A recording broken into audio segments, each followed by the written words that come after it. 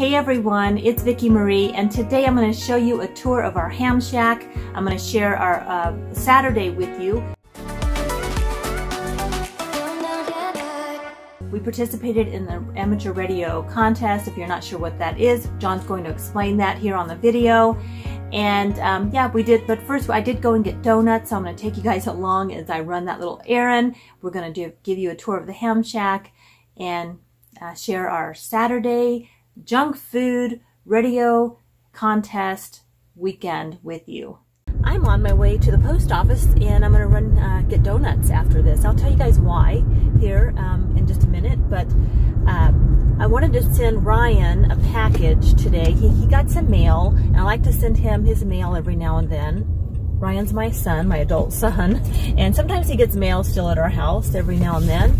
And it's Valentine's Day coming up, so I got him his favorite Reese peanut butter cups, heart-shaped, put them in a bag, and I'm gonna mail it with his mail. And I always mail his stuff. I collect it all and then I put it in the mail, and I always do it certified mail because I want to make sure it gets there. Why? Because we did not get our ballots this year. When I renewed my driver's license this year. What is? Okay, this is strange. Oh, they're just probably taking a break. I'm gonna see if I can turn the camera around and show you guys.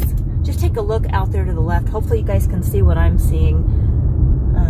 Wow. That is bizarre. So, darn it, maybe when I go back I'll get my camera and see if I can get better pictures. A bunch of Army people over there. There's a bus and there's a ton of... It's just interesting. It's just weird. I don't know what they're doing. I'm sure it's just, you know, they might just be a convoy and they're just stretching their legs is what I'm guessing. They just needed to get out of their convoy and just stretch their legs. But it's just a strange place to do it. A really strange place to do it. So that's interesting. All right, anyway, I'm gonna just pull up here and run into the post office and mail this. I'll show you guys really quick. Make sure I got parked here. Oh, that's good enough. Good enough. Oh, just a minute, Roscoe. He's gonna wait in the car, but yeah, my thing, and I got some Reese's for him, and yep, here's a magazine from his old college. So they still come to our house. I just send them to him. All right, I'll be right back. I was dreading going in the post office. I had my big envelope, and there was only a couple people ahead of me. There was only one person working, and it was a young gal. Everyone looks young to me now, but she was probably in her 30s. She was young, 30s, and she was the nicest person. Just handled everything so well. My experience at the post office lately has just not been great. Not this one. There's been another post office that I've had to go to do a little bit of business because I check a post office box for my husband, and they've been kind of cranky over there. Like, I'm not kidding, like just really cranky. And over here at the one near my house, they are so. She was so nice, and I was so relieved because I was kind of dreading going in there. But she works all day today. She works at a couple different post offices, and then she's got a couple kids at home and one's sick. I mean, she was just talking, and she was just such a nice gal. I am so relieved because I had these expectations that it was not going to be a good experience. Really trying to work on that, not assume so much, like assume that things aren't going to go well. Just because I had one bad experience in the past doesn't mean it's going to be that way again. So anyway, I'm gonna oh, and then I got a clip of the Army people. They're from the Army. There's an Army base not too far from here. It's about an hour, I guess, and I'm sure they were doing drills, just drills. It's just kind of interesting to see, you know, because it's such a strange place. But I'm sure, I mean, they have to do drills and things, and that's what it looks like.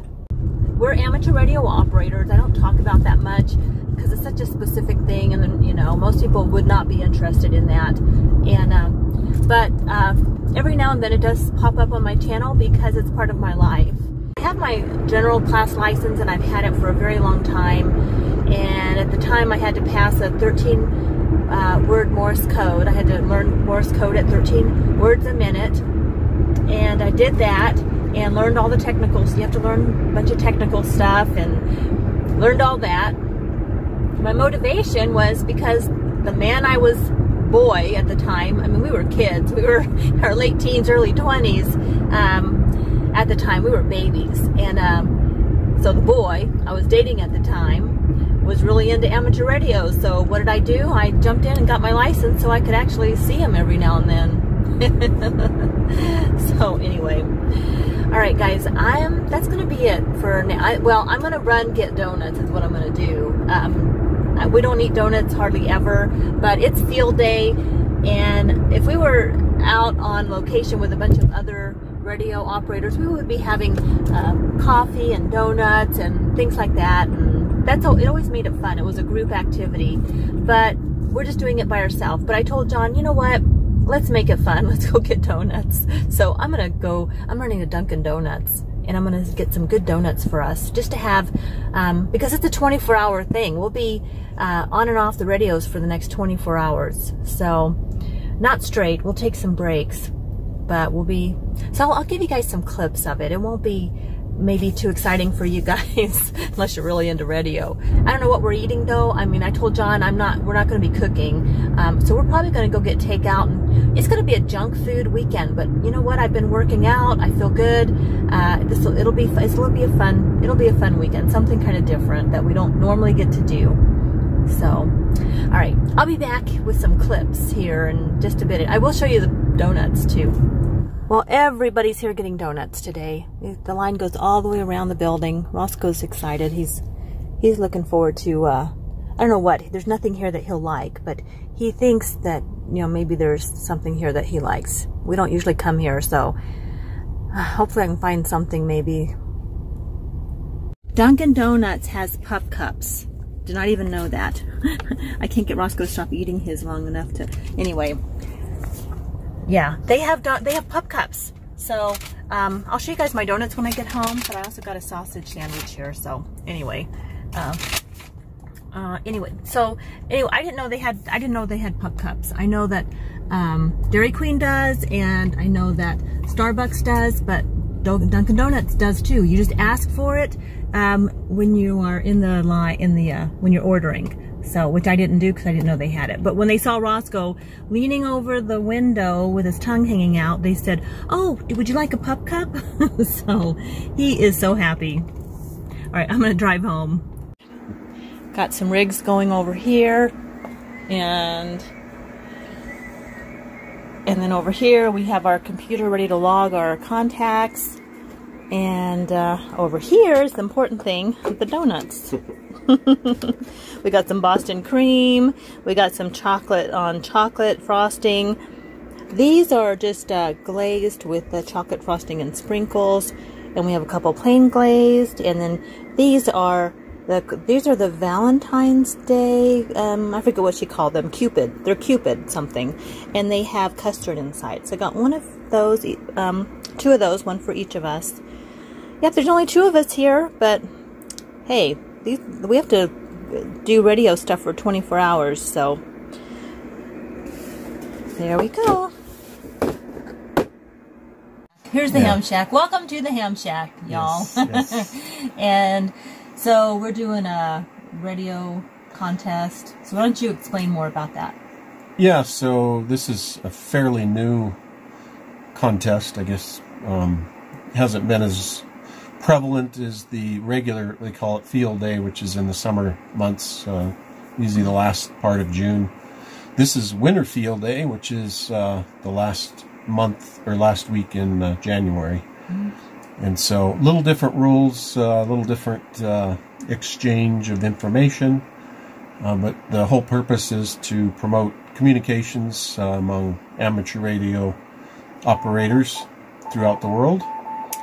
And so we've got the rules sitting in front of us here. So it's pretty much all amateur bands are able to use all amateur bands, and And it's just runs 24 hours. It starts at noon local time here and runs till noon tomorrow. Mm-hmm. So we're just gonna, Vicky's gonna make contacts. Her voice seems to be more soothing and get through the through the airwaves. Female voices get more attention because they stick out, because there's a lot of people trying to make contacts. So it's just because I have a female voice. Yep. Young female voice is actually, because they're higher pitched. As I've gotten older, my voice is a little lower, but we'll see what I can do. And then we have a logging program that we have that keeps track of all our contacts right here. And of course all the radio gear. We've got a couple radios on right now because we're going to do a home station, it's called, and then based on number of transmitters that we might be using would be 2. So we'll exchange our 2H or 2 hotel, so people understand. If sometimes you say H over the air, but if you say hotel, then it's rings through. Yeah, it's that. What do you call phonetics? It? Phonetic alphabet. Yeah, phonetic alphabet. So we'll be using Vicky's call sign for her when she makes contacts, and then when I make contacts, I'll use my call sign. Since we're both amateur radio operators, Vicky's got her general class, which gives her most access to the HF bands for voice, and I have my advanced, which they don't have the advanced license anymore, but so do you get any perks for that now? Yeah, I get a little more band width of transmitting. He's grandfathered in. No, but then they have a license above that called the extra, which is even more, which I don't have that yet. But one of these days, maybe I'll pursue that. But you don't need Morse code anymore, which Vicky and I we both had to do the 13 words a minute Morse code to get our licenses, and now they did away with the Morse code, so you don't have to do that anymore, which you just have to take a test, written test, on all the different fundamental rules and regulations and electronics and different theories on different amateur radio aspects. That was tough. The receiving code at 13 words a minute was the toughest thing about getting my license. Yep. So anyway, that's about it. I guess you can get maybe Vicky can do a little rotation of the we'll show cameras, you guys a little more so here. all the gear that we have, which is probably a little Get in here. little much for some stuff. You don't have to show that stuff in the corner. Yeah, this is just extra, but this is all of the stations. We have several stations set up. This one, I'll just pull this over. So this station here we're not going to be using today, but this microphone would normally be there for that station. And then we have the station back here, which is the one we'll be using. And we've got this radio on here. And then we'll just, let me just move out of the way and get you over here. And then we'll have this here. We'll use this radio. And that's the amplifier back there. Just in case we need it. It boosts the signal a little bit more than just regular standard power on the radio. So. Yeah, the big box, right? Yeah. Right there's the amplifier. And that's what kind of amplifier? It boosts a lot. It can go up to 1200 watts of RF. Yeah. Peak envelope power, they call it. So. But we won't be running that much. We'll probably, if we do need it, we'll probably have it around 5 to 600 watts. Yeah. But we'll start with barefoot first if we can't. They call it barefoot, which means a standard 100-watt power. And then if we need additional to get through, sometimes band conditions are a little unfavorable, so you need a little bit more power to get through. And right now sunspot cycles are at the lowest. So when you don't have sunspots propagation, which means the travel of the radio waves is diminished, so you don't get as good of reception and transmission to areas around the country and the world. So sometimes having an amplifier can get you through. And we'll be logging everything on the computer here, all of the contacts that we make, and then all those contacts will go towards our local club, right? Yeah, we're going to do a team effort scoring with the club. Yeah, so all of our contacts will go towards our local club, and then then our local club competes with other local clubs, right? Yes. Yeah, okay. So this year they did, home stations can actually contribute to the overall score of the club station, since we are all, trying to, because of COVID, keep our distances from. Yeah.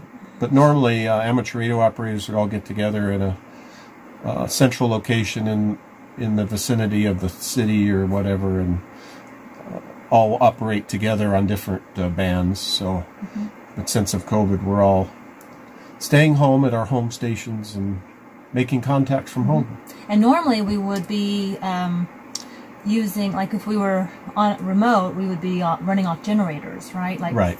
A lot of emergency power. Yeah, and that's the whole point, is so that in an emergency we are ready to provide communications. Right. So even though we have cell phones and internet, but it's always good to have ham radio. So, have a backup. Yeah. So, all right. Well, we're just going to get stuff going, and we have about, 15 minutes before everything kicks off? 10 minutes? 10 minutes or so. So we'll get everything ready. And situation there, you look like you've got the radio sort of bent around the shed or garage there.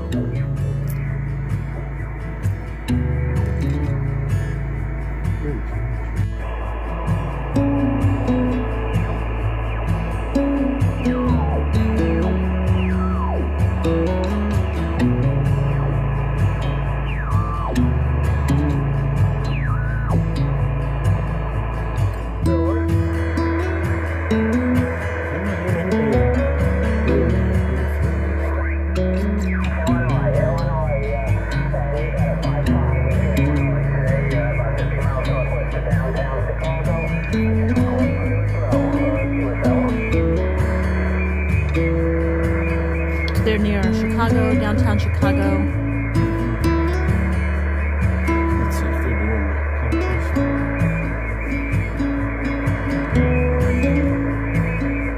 okay, well, Charlie 0, get the November